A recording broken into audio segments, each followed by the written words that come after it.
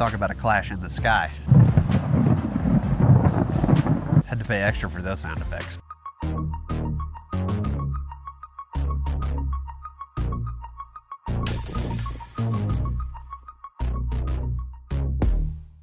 What is up, YouTube fam? Robbie C here. Today we are going to answer a question that gets asked by beginners all of the time. Is this disc right for me? At the time of this video's release, there have been over 1,500 discs released by a variety of manufacturers that have been approved by the PDGA. All the approval means is that it's legal for you to use those discs during PDGA sanctioned events. So with all of those options out there, I want to give you a way to get absolute confidence that you have the best discs for you in your bag. Grab yourself some popcorn and let's see if we can give you a few questions that you can start asking to see if a disc is perfect for you. The first question is one you need to ask before you even put a disc in your hand. What shot do I need? When building your bag, I believe there are a handful of shots you should have that are going to help you tackle most courses in your area. Although occasionally there are going to be some weird shots that you're going to need some special discs for. To completely oversimplify it for the sake of a short video, I believe there are 3 levels that you should look at for your shots. For putters, mid-ranges, and drivers, I believe you should have a neutral option, an overstable option, and an understable option. And notice I just said drivers. I'm not talking fairway versus distance, because if you don't have the arm to throw your fairways far, it might not be time for distance drivers. But if you happen to have a cannon, go ahead and add that distance driver category as well. Throw on some putting putters and bada boom bada bing, the oversimple bag to help you be prepared for all options is a go.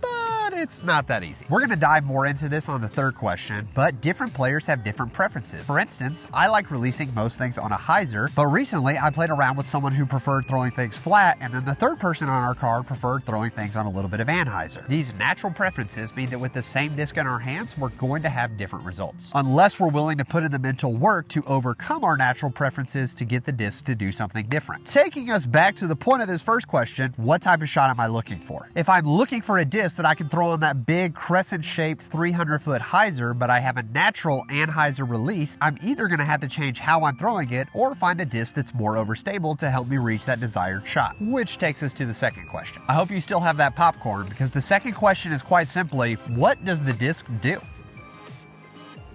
That one is smooth like butter, except the butter's another disc, so I can't believe it's not butter? A lot of the times, our relationship with a new mold begins because someone suggested it to us and gave us preconceived notions about it, or we've been watching a friend throw it and thought, well, that's a good frisbee right there, and I do like a little pepper on my steak, so I do think I'll be taking one of those. But the biggest reason many experienced players will tell you to ignore flight numbers is because they give us a very base level introduction into what the disc actually does. Flight numbers are not assigned by an overarching organization, so they can often vary from manufacturer to manufacturer, meaning the best way for you to find out what a disc does is to simply get out there and just throw it a whole bunch of times. So here's how I would recommend getting the answer to that question. For this part, you're going to need a couple things. One, a fresh stack of awesome plastic that you're wanting to see if it works for you. Second is a wide open field. I love using football fields or soccer fields because there's pre-painted lines to help you know distance, and they're traditionally flat, so you get a real read of what the disc is actually doing. But if you're one of those crushers, you might need more space than that. Wouldn't know.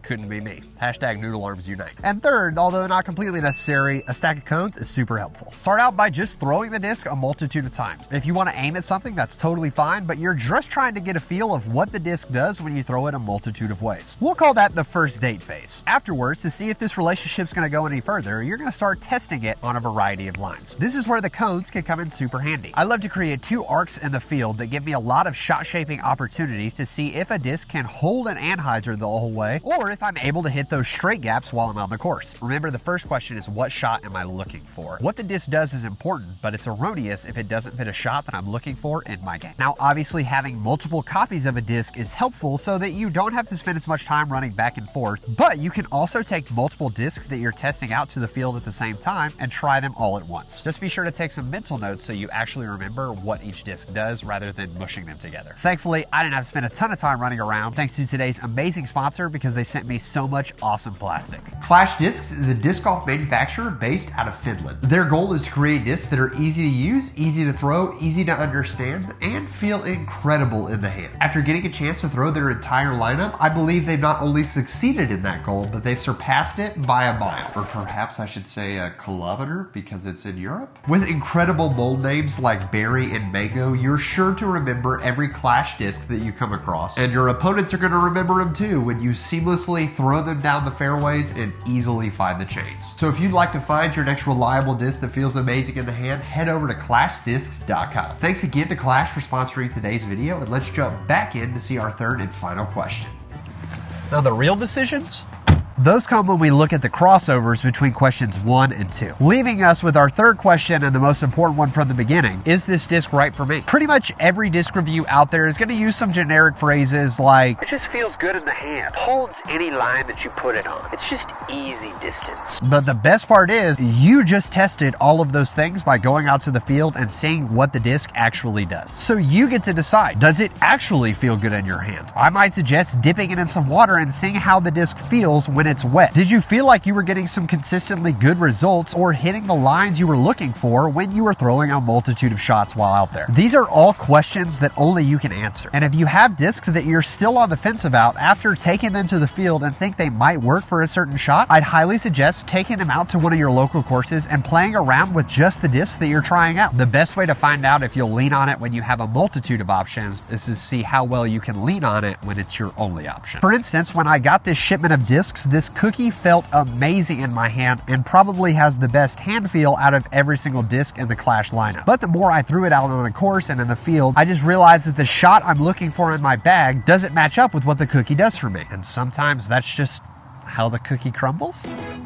But the Clash plastic feels absolutely amazing, and the soda and ginger instantly found their way in my bag because I realized there were 2 other discs in my bag that I was trying to make fill those slots, and these just make those shots happen way easier. And honey, let me tell you, the honey was pretty awesome as well. We'll see. It still needs some more field testing. Remember that there is an ebb and flow to disc golf. As you improve in your game and your form improves, you're also going to have to change up what discs you're throwing because certain discs are easier to throw for your arm right now, but they might become more touchy in the future. I'm not saying it's great to change your bag every single round. Consistency definitely helps, but there's something exciting to putting new plastic in your bag and seeing what new possibilities and horizons it helps you cross. So if you've got a disc that you've been wanting to try, or a host of friends telling you you should bag a certain disc, ask yourself what you're looking for. Grab a soda, some popcorn, maybe a cookie, and if you're healthy, maybe a mango. Head out to the field and try some new plastic. Let me know in the comments below what disc you've been wanting to try and wondering if it's right for you. If you want to know the type of disc that I believe everyone should have in their bag, well then check out this video right here. As always, I want to say thank you for watching. You are absolutely amazing, and I hope you have an incredible rest of the week.